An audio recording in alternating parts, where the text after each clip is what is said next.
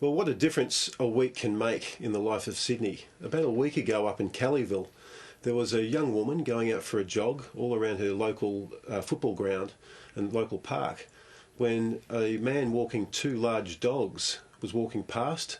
The two dogs leapt up. They were on leashes, but they attacked her, leaving her with several facial injuries. She was bleeding a fair bit. The gentleman walked, well, let's not call him a gentleman for a start. The bloke walked her back towards her home about halfway, and then he just took off and left her stranded on her own. She managed to make her own way home bleeding, but what was really disturbing about this is that there were a large number of passers-by who saw this happen, who saw her really injured and obviously suffering and in pain, and not one person moved across to help her, to see if she needed any assistance, to call an ambulance or call a local doctor. Now, fast forward to a week later, yesterday afternoon, Bondi Junction.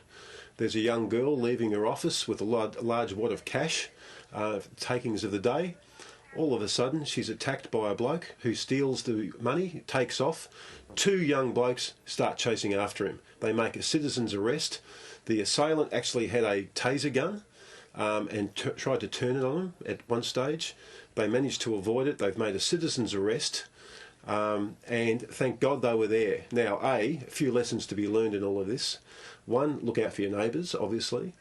Two, be very, very cautious and careful when thinking about making a citizen's arrest. We've had a lot of legal advice on the show this morning and from listeners saying that you can get yourself in a world of pain.